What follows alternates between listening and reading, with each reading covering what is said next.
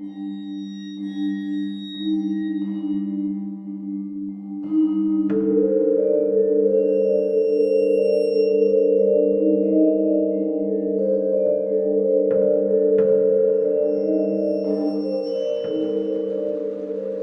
hello, and welcome to Dente Rigamortis. I'm Review Cultist. And I'm Mikey. The E stands for evil. And we're here to discuss those internet stories most creepy and most pasta. Tonight we have On a Lonesome Road. So, for those of you... Sorry, could you keep that British accent up anymore?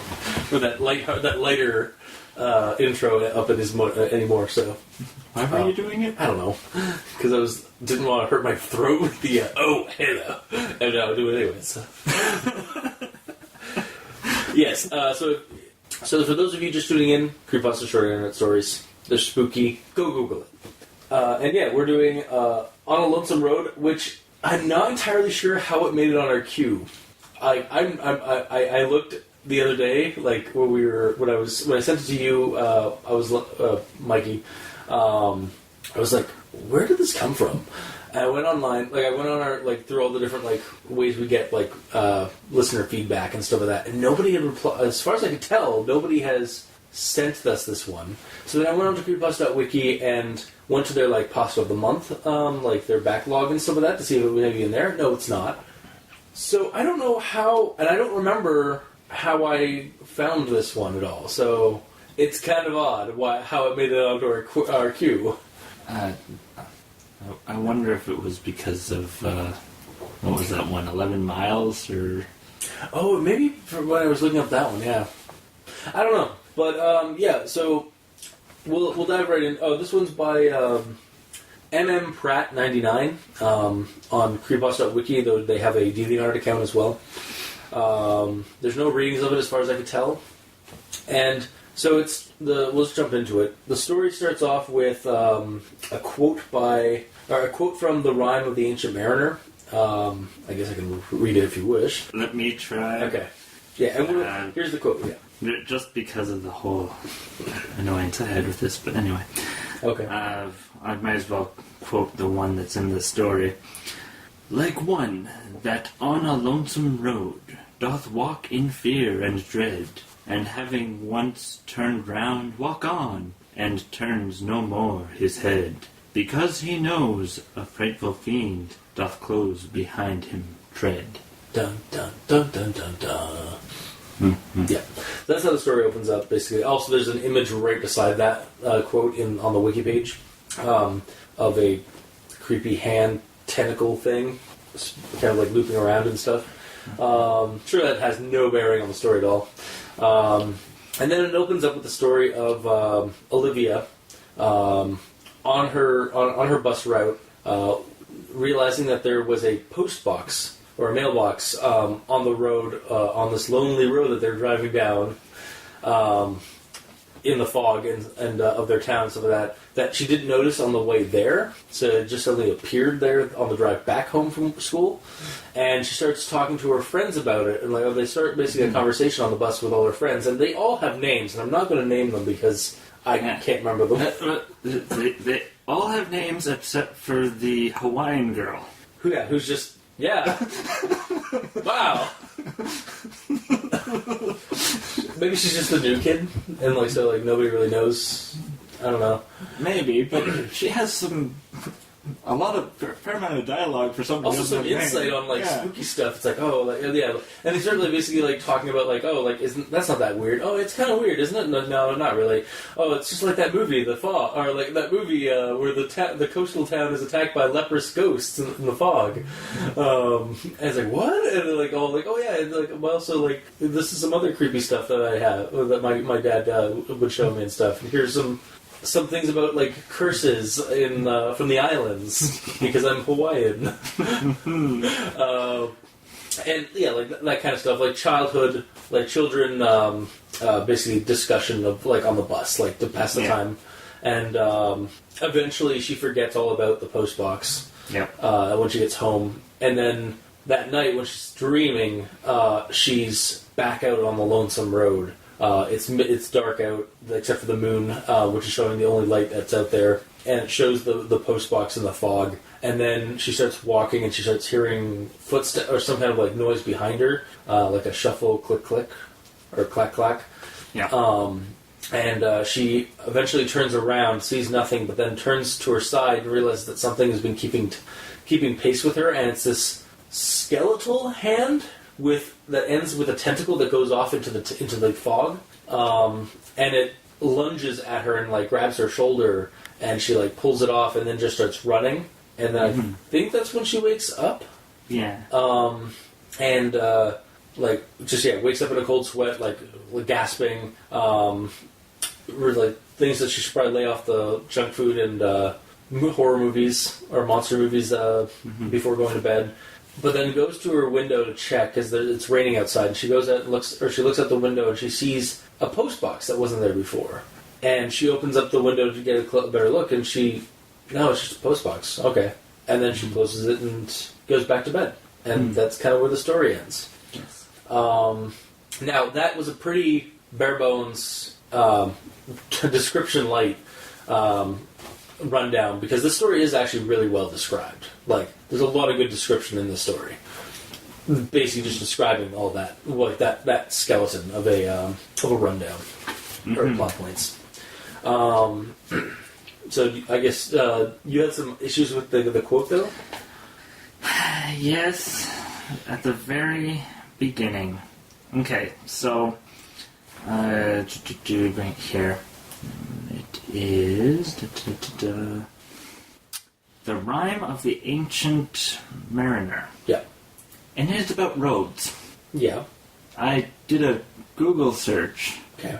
And the Wikipedia page is basically about a guy who goes out to sea. Yeah. And there's no mention of roads in... So where's this from?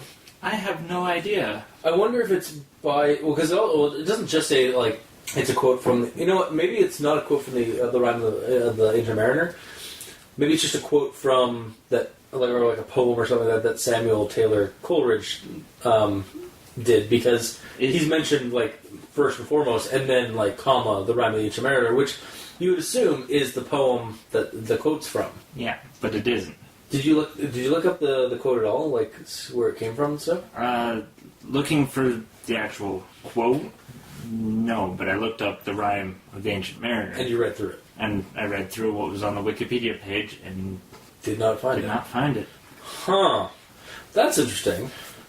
If anybody listening would like to, comment or send us an email regarding this quote and like where it came from, or hell, the author, if they're listening to this, yeah, I'd be like interested why you put a false quote, as far as we can tell. Yeah, basically cited the wrong source or something. Yeah, like I said, I'm kind of like maybe it's by like Coleridge, like maybe it's like a quote by. It could be one of his poems, but it's definitely not the Rime of the Ancient Mariner. So yeah. I don't know why.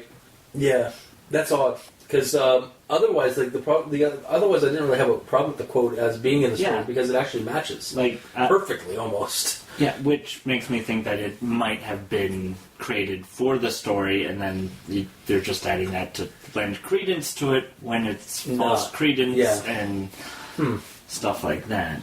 Yeah, because I don't know. Also, a quote prior to a story or trope. Ding. Also, a picture that follows the story. Achievement unlocked. Tropes. Check. Yep. But at least in this one, they're actually they're actually appropriate. They were either made after, like the image, or potentially the quote was inspiration for the story. Yeah. But then again, misquoting. Yeah. I don't know about that. Yeah, like that's. There's something afoot here. Anyway, like I said, anybody out there, the author, a commenter who's more knowledgeable about Coleridge and his work, let us know if we're just completely missing it and we just didn't do enough Google foo to find it. And if you do look up the Rime of the Ancient Mariner, man, does it lend itself to being sung. Yeah. It's such an awesome rhyming poem. Might have to check out see if there's anybody who's done like a cover of it. I do have a couple of quotes here and some reactions to them. This one in regards to Bettina Stoneheart. One of Olivia's best friends. She sometimes got teased for her resemblance. Oh, no. Bettina Stoneheart is not... Wait. That's the Pound Puppy. That's the Pound Puppy character, sorry. Yeah. What was the character's name in the story? Just quickly check. Madeline Hawthorne. Yeah, Madeline Hawthorne.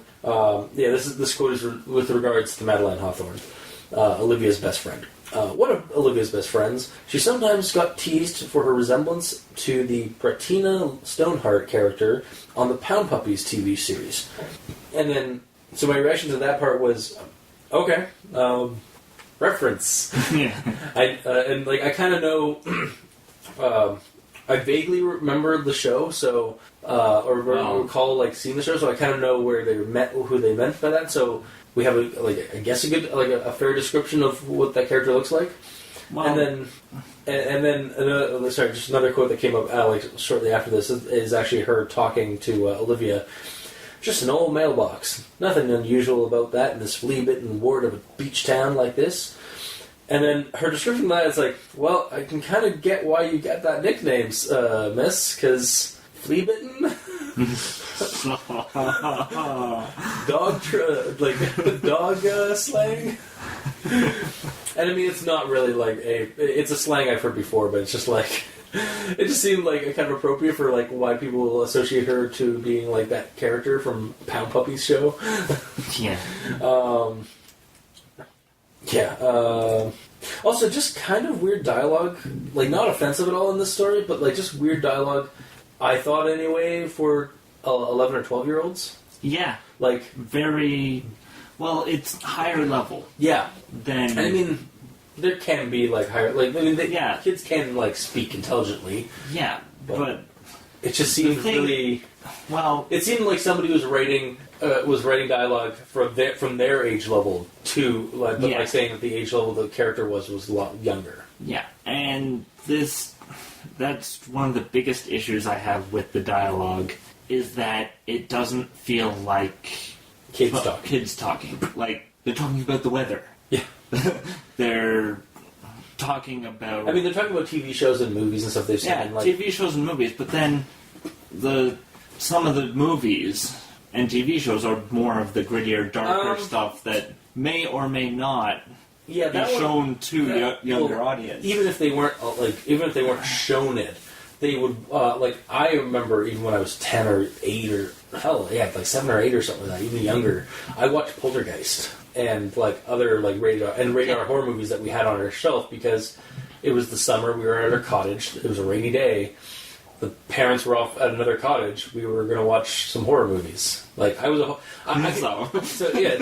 horror movie, and I mean nightmares fueled afterward, but or I had to watch a cartoon afterward. But I don't. That actually doesn't ruin. That for me that's fun because that's kind of a hearsay or here or there kind of thing for me because I mean some kids obviously aren't allowed to watch those, but I mean kids totally watch those kind of horror movies and stuff.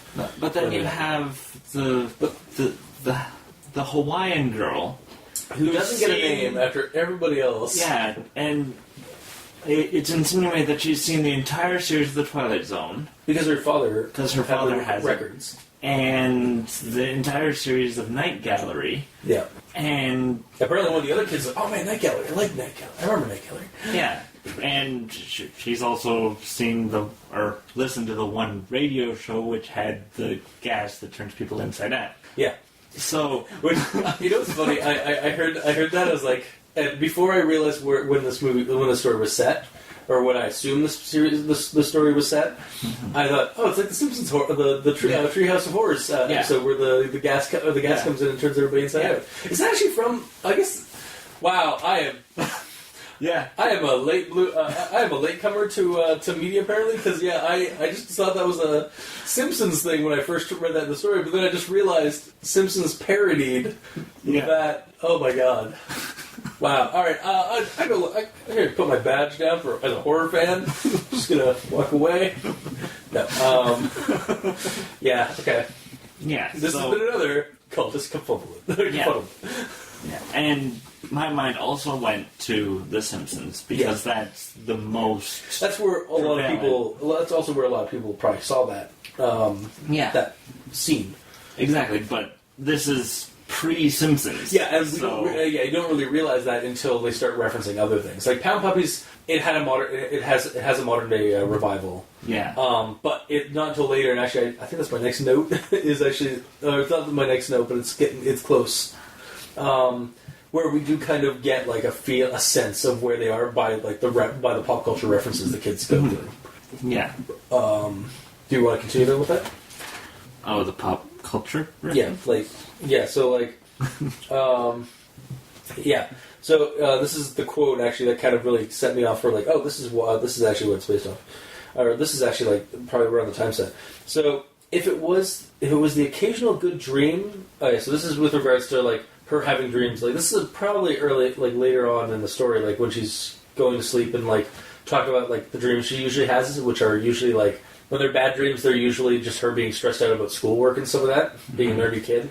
And then when they were good dreams, as I'll say... that's another thing, is that all the kids on the bus seem to be nerds. Yeah, I did not notice it. Yeah, like, usually... Well, I mean, that's also, like, we're only seeing it from, like, we're also, like, maybe just seeing the nerd herd. That's true, because it is told at the beginning that they're returning from a school trip. Mm-hmm. And going down this road that they don't normally go down because it's a different route than normal. So they could just could be the nerdy kids, and there are no like other cliques on the bus, or at least none that are paying attention to these nerds. Yeah. But yeah, so the quote that kind of like makes you like wonder about the setting or the time setting. If it was the occasional good dream, she was someone way more cooler, more confident, like Wonder Woman in her American flag bikini, or Emma Peel in her skin-tight catsuit, or even Princess Leia in her gorgeous white gown and donut hairdo.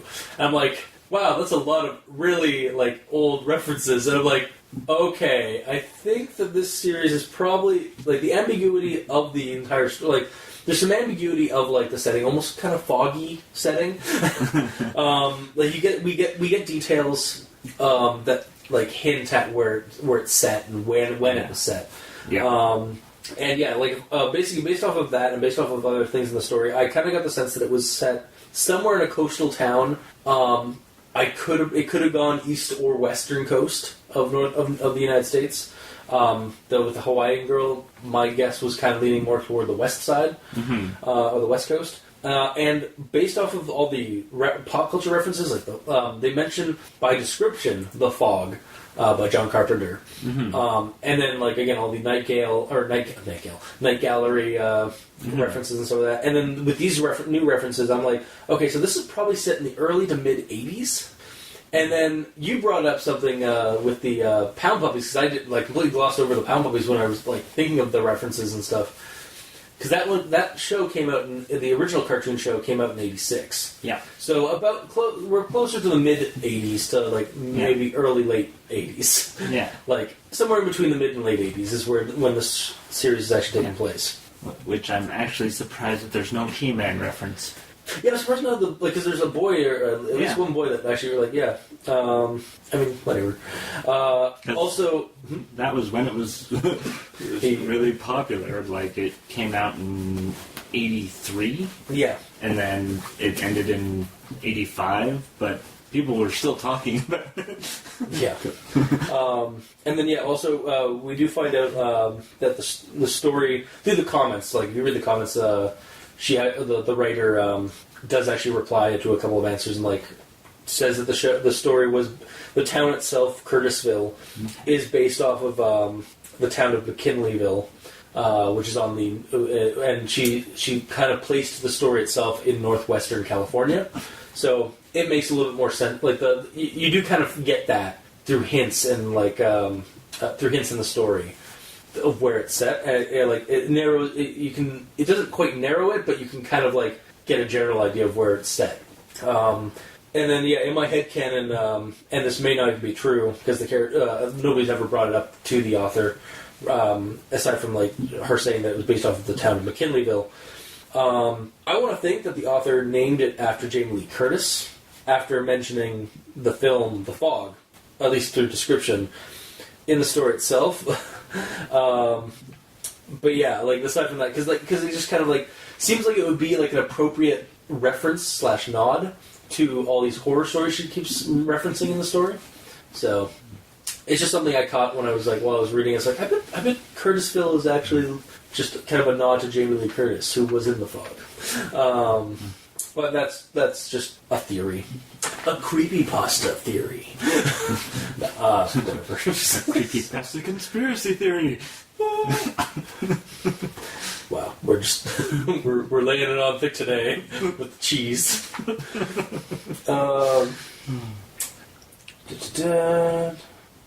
Here's another quote near the going back to the beginning of the story. I think this is a grammar Nazi thing as well as something. Hang on a second. What is this? Sweet. Yeah, this one is. Yeah, this one's a grammar Nazi thing as well as a just kind of a comment on like how knowledgeable and world weary these kids are. This is one of the characters is saying this line. Well, I still don't get why anyone would want to live so far down this godforsaken road like this one. I think it should be down a godforsaken road like this one. And then, yeah, basically my comment was just like, also, like, there's a mention earlier, or like late after this comment, it's like, oh, they're probably just pot growers or something like that. And I'm like, how world weary are these children that, like, know about this shit? Like, well, but then at the same time, they don't know about this shit because of the fact that you have a super foggy area. Yeah. Marijuana needs sunlight. That's true, yeah.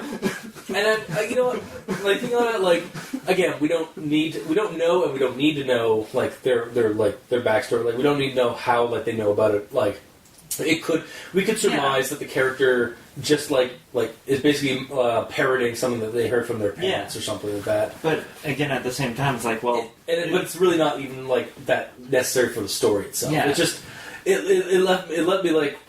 What? They're talking about like they're probably pot smokers, like pot growers, and like who would live on this godforsaken road? Yeah, it's something that doesn't need to be there, and it is technically a big issue for someone of that age to bring up. Yeah, and it's also it's almost it's kind of a plot hole itself. Like it like you said, like it really doesn't need to be there because it has somebody like me, or like I'm sure there's other people who read it. We were just like, what? like asking that question, like, how? Like these kids are 12? Yeah, well, 12, 13. Yeah, junior high. So they're. So again, I guess they know that they know some kind of that lingo. But they're getting ready for high school. Yeah. Also, Cheech and Chong was a thing around this time period as well. Yeah. So maybe I don't know. Maybe I'm just thinking too hard into it, but. Well, it just... A lot of the references don't really need to be there. Yeah. Like, that's the big... Like, I don't mind them being there, but, like, some of them, that are brought up, it kind of leaves you to, like... It leaves you to question, and that once you start questioning something in the story, you start losing yourself in the story. Yeah. Or from the story. Yeah. And using references to sort of explain... That worked, like the whole Pound Puppies and saying that the one person looks like this character. Like, you can look it up and be like, okay, that works. And if you have the foreknowledge of having watched Pound Puppies, then you're like, oh, yeah, I know that. Yeah, or to a degree near the end, like when we get like the name drops of all the different characters, it helps you figure out where this is set, or when this is set, without telling you, oh, the year is 1986. Yeah. Or it is the 80s. Like, you don't even need to say that. Like, it doesn't even need to go that far. You can just, like, by referencing older, like a specific, decades, like, pop culture, you can kind of get a sense of what decade it's in. Yeah. Go Laserdisc. Yeah. Oh, God. But yeah, so like, but I do agree. Like sometimes, like I'm of the opinion that like references help for familiarity Yes. until they are overdone. Yeah, and this was definitely overdone. Yeah, I feel like they probably. I mean, I don't know. Like it was maybe it's because I'm a fan of the '80s and like, but like yeah, like somebody like knew like, and obviously the author is a fan of the '80s, but like it just seemed like some like I don't know, like some readers aren't going to get it, or they're going to have to go online and look it up. Yeah, well, I had to look up a lot of Really? references. Well, let me see if I can find the quote here. There's something the Hawaiian girl said. Was it about the curses? No. Okay. The Hawaiian girl was talking about the fog that doesn't kill you and the leprous pirate ghosts and the stuff that turns you inside out. And then everyone gives her a weird look. Yeah. Yet they should already know her. Yeah, well, or unless, like, I mean, again, like maybe it should have been maybe mentioned that the Hawaiian girl was like the new girl. Yeah, because like that's kind of what it's kind of hinted at that like she's new or like that they're because that they don't give her a name. They don't know her because we don't have her name. No. Yeah. But then the main character says something that just sort of shrugs it all off. It's like, oh yeah, I heard of the Night Marcher and the Were Sharks. And I was like, Night Marcher and Were Sharks? And I actually looked those up, and that's Hawaiian culture. Okay, yeah. Like, the main character, like... The main character knows about the Hawaiian girl's culture, and yet she's the new girl. If they were friends... And the Hawaiian girl had a name? I get where you're going at with that. I mean, like, yeah, no, like, that needs to be a little bit, that needs to be explained a little bit more, like, not even, like, why she knows it, but, like, maybe give the Hawaiian girl a name. Yeah. Like, don't, like, you've named everybody a first and last name in the story. Which I'll get to in a second because I have a comment on that one. But yeah, like Were Sharks and what was the other one? Night Marcher. Yeah, Night Marchers and Were Sharks. It's like that. I mean, I want to read some stories about those, but like, that's you need some like you need a little more context than just I've heard of those. Like, how have you heard of those? Yeah, did you do a report in class about it? If so, like it's like no, of course you know that. I did that in that class. And then, but then she says that she doesn't understand or has never heard about the fog that turns you inside out. So that tells us that Olivia knows culture, but not movie culture or radio. And then, but then she at the end she's like, man, I gotta lay off the monster movies. Yeah, it's like. Apparently, need to get a little. Well, again, they don't actually say horror movies. They always say monster movies. So these kids are more interested in the monster movies and less of like the horror vinyls and records and some of that. Except for that one kid who agreed with the Hawaiian chick or the Hawaiian girl about Night Gallery. Yeah. It's like, I know that. Yeah, that one episode really gave me the creeps. I was like, okay. Yeah. And then we never hear from the Hawaiian chick again.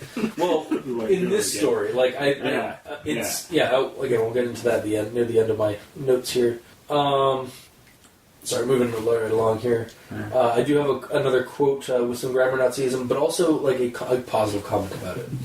So, land had always been cheap and building regulations loose to non-existent in Curtisville, in combination with a rural working class, had led to shabby neighborhood of trailers and shacks well away from the main paved roads and freeways. So I think the sentence, so it's like working class had led to shabby, or to a shabby neighborhood, or shabby neighborhoods of trailers and shacks. Mm-hmm. Otherwise, I kind of actually like this description because it does kind of give you again another sense of like the town's setting and so that it just needs to be worked out a little bit better because it is kind of that is one sentence. Yep. Okay, yeah, that is a run-on sentence right there. So otherwise, like it's a nice description of like how gloomy and like kind of like the drab creepiness of this town, or to show that kind of thing. Or it paints a kind of good picture like for visuals and stuff of like what the setting's like, but it needs to be worked out a little bit more because it's not perfect. Yeah. And then here's another comment I have on regarding the post box because.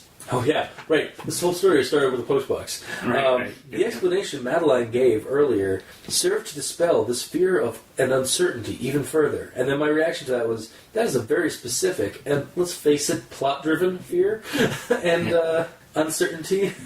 Yeah. Because it felt like as she was going on at the beginning, like it's like that mailbox should not be there. No, guys, seriously, there's something weird with that mailbox. Guys, no, seriously, the plot is revolving around this mailbox. What's wrong with this mailbox? Like, it felt very kind of, like, shoehorned in, or, like, kind of not forced, pushed a little too far. Yeah. Especially at the beginning, and then nothing really comes out of it. No. Like, the whole... And we do find out, again, you find out in the comments of the story that the story was originally part of a contest that she entered. Yeah. Revolving, basically write a story about a picture, or as a picture as a prompt. Mm-hmm. And the picture was a postbox on a foggy road. But the monster in the story, which is, to me, I like the monster. Like it's a cool, creepy like creature. Mm-hmm. It's like the large skeletal hand. Well, I kind of assumed it was skeletal because of the bony hand fingers. No. No, you just kind of like. Well, it's a hand attached to a tentacle arm. Was the vision I got. Yeah. So it's still a hand. Okay, so it's just bony, like because it's like thin and probably. Yeah. Okay, fair enough. Actually, I just realized what it might. It's basically kind of a description of a face hugger. Yeah. Only attached to if the tail just kept going off into the fog. Yet another 80s reference. But no, like, in all seriousness, the monster itself. Also, I wasn't sure about the size initially, because, like, when it was keeping pace with her, like, beside her, I was envisioning this, like, man-sized thing. Yeah. And then it lunged at her, and I was like, oh, she's done. And then, like she's gonna get grabbed and pulled into the fog. But no, and then it landed on her shoulders, like, oh, so I guess it's only the size of a facehugger? It's because it's only she can see the attached tentacle. Oh, God. That's the true horror of it. No, it's Thing, not because of it. You bastard. I was waiting for that response. Did you do that on purpose? Or was that like your own, like, you fucked up and they're like, oh wait, I fucked up. Let's see how far. Oh, you bastard. But yeah, so like, it's a cool, creepy little creature, but what does this have to do with the mailbox? Yeah. I feel like the mailbox should have been like some kind of like, there should have been some more like tie-in to the mailbox. Like maybe the creature, like in the beginning of the dream, we see the mailbox, and then it just kind of gets shrouded with darkness. I think we should have seen the mailbox change before it turned went into the darkness into something that we just never quite see, and then it turns out it was the hand creature. Yeah. And then like even later on, like she thinks she sees something like the mailbox squirm a little bit when she looks out her window, and then she opens up and it's just a mailbox. I think if you're gonna like the story, it's got the mailbox from the prompt, but then it went a completely different direction from what the prompt was supposed to be. Yeah. Well, and like just like feel like if you're gonna like, there's no payoff to like why this thing was creepy. Yeah. Aside from it popped up in her dream, and then that's basically, and then when she woke up, she checked her mailbox from her window, and it was just a mailbox, and then she went back to bed. Yeah, it's almost like they had a story and then said, oh, there's a writing prompt on Reddit. I'm going to edit this story, shoehorn in that thing, and then like. Post it and get internet points. Yeah. But yeah, like, Yeah, my suggestion, if they were gonna like fix it or try to tie it a little bit closer, would be to have like the thing camouflage as the mailbox, like camouflage as something mundane. Also, yeah. So, oh yeah, another thing. Finally, a story that has mostly, anyways, names for all the characters. Yeah, we no longer have to use Spooky Steve or Spooky Sue. We have names. Although my problem though is we have lots of full names, which I could have lived without. Yeah. Like we don't need like everyone's. I mean, like again, we do. It is kind of revealed after you read the story and then you check out, like go down like a little bit further down there on the wiki between the comments and the story itself. That there are more stories. And like this is apparently there are sequels to this story, so like we get to know these characters a lot more. What? And the interesting thing is that we've been talking about the girl who has no name, the Hawaiian girl, more than any of the other characters. Hence why I said most of the characters are mentioned. But I mean, it also kind of makes sense, like why she wouldn't be named if she was the new girl. But that's not really mentioned, and we're just kind of assuming that. Yeah. Because everyone else is named except for her. Yeah. Well, and technically Olivia's sisters. Yeah, but I mean, yeah, they're mentioned at the end. I'm fine with them not being named. My question is actually, what if? Oh, like now this is something. This is like a premature premonition of what's to come in the series because we're definitely going to be doing the other stories. Because I do like spoilers. I do actually like this. I actually did like reading this story, but and I wanted to read more. But I'm wondering if the Hawaiian girl, the reason why she's not named is because she's the center of the oddness or the weirdness. Like she's actually like possibly the puppet master of this whole thing, and that she just never is given a name because of that. Because she's not actually a real person, but she's this like ghost or creature or something like that. I don't know. I guess we'll find out in the next couple of stories if my premonition was actually accurate or if I'm just bullshitting out my ass like usual. Well, it's just a suggestion. It's an idea or like a theory. Yeah, I don't know if it'll hold out or not. Yeah, I mentioned the beginning of the water. Satisfying. Sorry. So. Yeah, the mailbox thing was a little bit on the nose, a little too pushed. Yeah. Also, yeah, the primary scary moment in the story, like the hand, like kind of thing, is all in a dream. Yep. But there is, while I was reading the story, there was sort of an uncertainty as to whether she was going to wake up and it actually like kind of seep into reality, like into her reality. Especially when she like opened up the window and like she saw something outside, and then she went back to bed. The story kind of leaves off with that. And kind of leaves off with this ambiguity, but I'm not actually angry or like disappointed with that because it kind of leaves your mind to wander and wonder: was it just in the dream, or is there something going to grab her like in the next like after this? It's not. It's ambiguous at the end, but it's not unsatisfying to me. But I mean, that's just how I read it. Like I was like, oh, that's like, and I want there to be more. And thankfully, this is actually the first in a series of stories. But yeah, like it just like it ended pretty. To me, the ending, while it was kind of ambiguous as to like, oh no, it was just a dream, or was it? Left me kind of like satisfied in terms of like it was a good zinger, or it was a good like end without doing doing that like obvious like writing in the obvious like, oh, was it a dream, or like having something in there like it just basically ends and then you're like, and then you like after you've done reading, it's like, wait. Is that thing still? Is that thing out there? Like, is it in her dreams or is it like actually seeping out into reality? What the hell?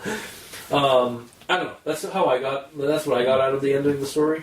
And yeah, apparently, yeah, like the series, it's a series of stories, so we'll get our chance to see what happens next, or I guess we'll get to hear from some of the other characters.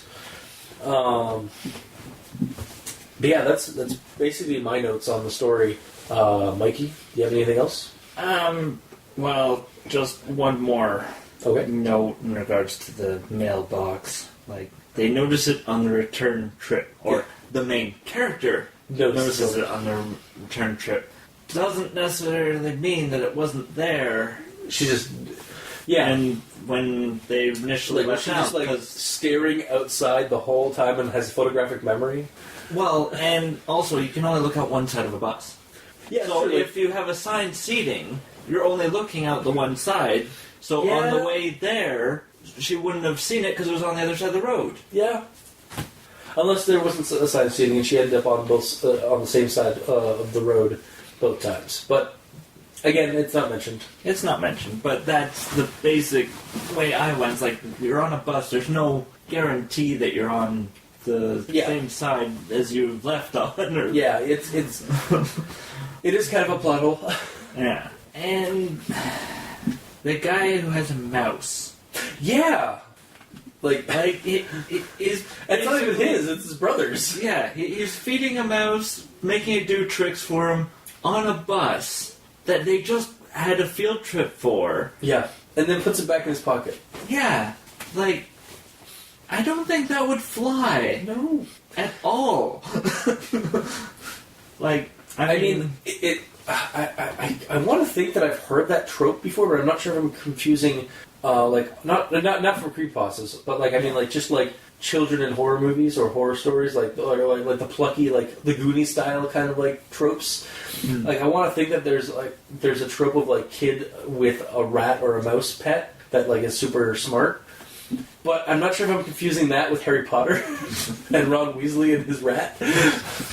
But yeah, like it sounds to me it feels like it belonged there until it's brought up that it like till you brought it up. It's like, yeah, I mean it's obviously like it did sink in when it was like, why is that's not responsible at all. yeah. To have this mouse in your pocket, like what if you fall, like or Yeah. like Yeah. all sorts of things. Like what if it gets lost? Like what if you lose it? Like your Yeah. brother's gonna be pissed. Like yeah, it's just all a matter of like there's some slight wrongness with that. Yeah. Here's my grammar Nazi thing. Ooh. Said a Hawaiian girl besides Russell. Besides Russell. So either it's supposed to be beside Russell or besides Russell, who's also a Hawaiian girl. Yeah. I think I remember reading that, but like again, just fixing it. But yeah, But it's hilarious. besides Russell. Sorry, Russell. Yeah. And then the ending is like, oh, it's a dream. Yeah. That I didn't really care for that. I was totally expecting a second ending. As I've mentioned in Review of Cultist. And it's all his fault. Okay. But anyway. To be fair, that is not my fault. We watched Phantasm. I showed you Phantasms over the weekend, and the fact that you like with no context to this, like I didn't even mention the story until I sent you the link, Yeah. and that expectation is on you, sir. Yeah. Anyway, so basically she has this dream. She wakes up, goes to the window, and I was so expecting the hand to just show up and like grab her throat and take her out of the window. Like, boy, girl. God. Yeah, no, I won't lie. Like, I was expecting there to be something like we never actually get it in the story, but I was kind of okay with it because it felt like that was going to be the reader could literally just like insert that last sentence after the last sentence ends. Like, and then the thing was like above her the whole time, kind of thing. Yeah, no, I don't know. Like, I don't mind. I didn't mind the like. I was at first concerned about the dream sequence thing. I knew you probably wouldn't like it because it's a dream. It's kind of harmless. It's hard to add any kind of threat level when they're in dreams, except unless it's Freddy Krueger or it's that kind of situation. But I don't know. To me, like after I finished reading it, I was like, yeah, it was a dream, but it also hints that it might have not been a dream, or that the dream stuff was leaking into the real world. So I kind of got that insinuation. And that's a lot of the story is very kind of, I don't know, the story's kind of subtle with it. Like it's like as obvious of the references and so that it's subtle in its in how it like hints at things. Like it hints at like the time period, the setting, and even like the horror and stuff like that. By the very end, is kind of a subtle like nods and hints and stuff like that. So I don't know. I liked it for that. Like I liked it. It was a good intro. What it felt like was a good intro to something. And I was like, if this had been a standalone, I would have wanted more. But because it's a series, I'm kind of excited for the next bit because of it. Yeah. And then I'm just quickly rereading the end here, and there's a nerd reference. Oh, jeez. Olivia raised the window till the wind and rain blew upon her pale, elfin-like face, and crushed her. Olivia, what do your elfin eyes see? Yeah.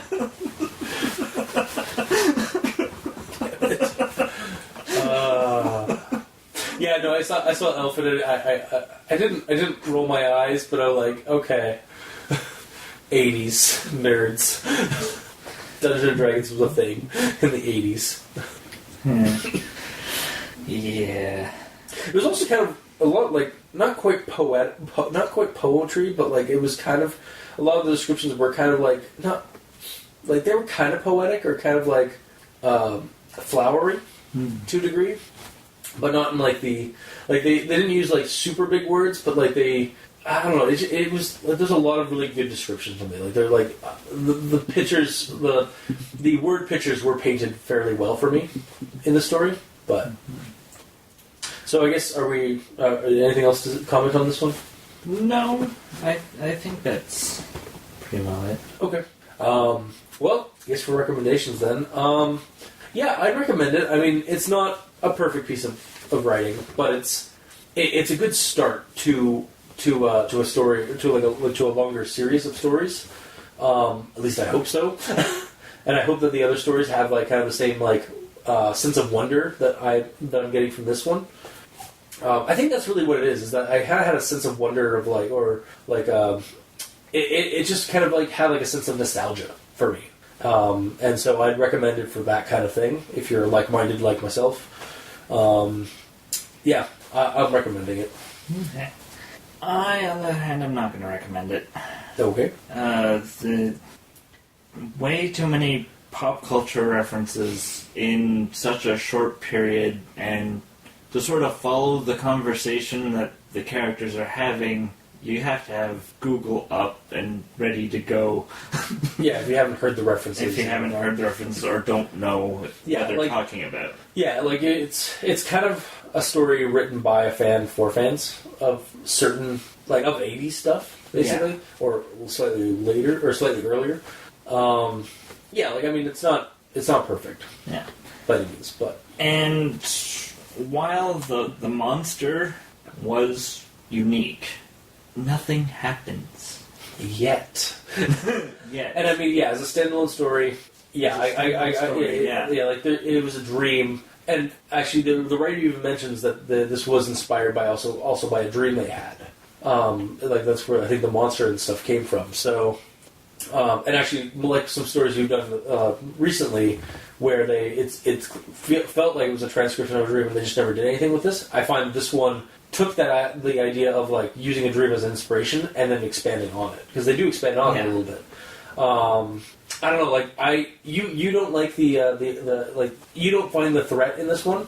I think there is a threat in this, but it's not it's not like a blatant like attack on them yet. I think they're being stalked by something, or at least it's insinuated that something is starting to creep into their lives. But again, it merits that if this story was standalone, I would probably not recommend it because I want more. But the fact that it is the start of a series of stories. I'm inclined to recommend it because it has some context coming up, maybe, or no, that's not the word. Like it has some continuity coming. Potentially, yeah, it has some. Yeah, and we'll see. I guess what the other stories hold in terms of their connection to this one, because they do claim to be sequels to this story, or sequels to that story, and then the sequel to that, and sequel to that story. Like it continues on the story. The narrative is continuing on. We're just reading basically chapter 1. Yeah, but the problem is that it's its own story. Yeah, it's an isolated story, but at the same time, being a series, it's like, well, if I just read this story, Yeah. It doesn't entice me to continue reading the series just Really? based on the fact that there's nothing really scary other than a dream. See, we have very differing like opinions on like when it comes to like horror with dreams or horror with tech. Because like I love that kind of shit. Like I don't mind like dreams have just as much reality to me as waking world when it comes to horror and stuff like that. And like this one, like she's attacked and then she like wakes up and then she goes to check her window and she's not. We're not sure if the thing from the dream is actually out there now. Like it feels like there, or even if she's like maybe still in the dream kind of thing. I don't know. Like I mean, it's different opinions.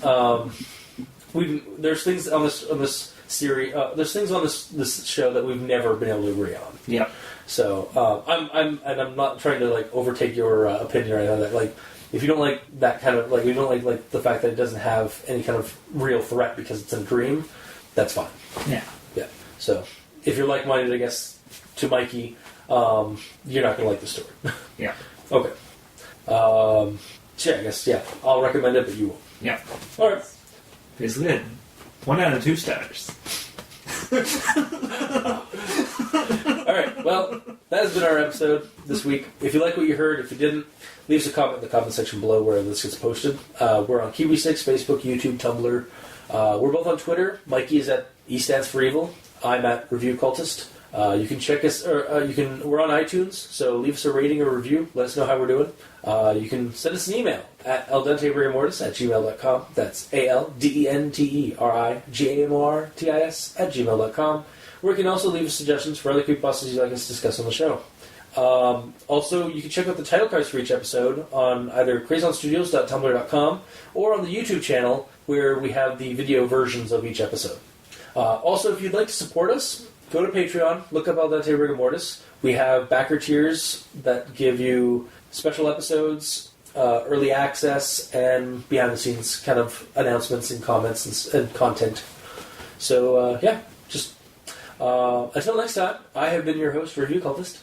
And I'm Mikey. The E stands for evil. And this has been Al Dente Rigamortis. Sleep well.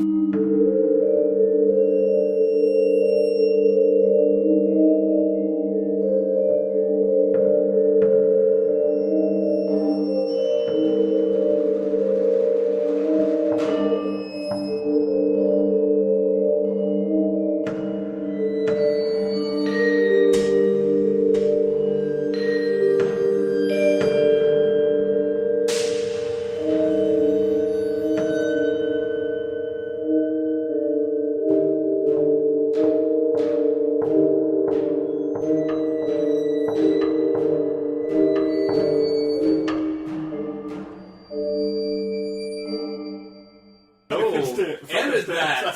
For the love of God, future me, edit that! God. God. God. God. God. God.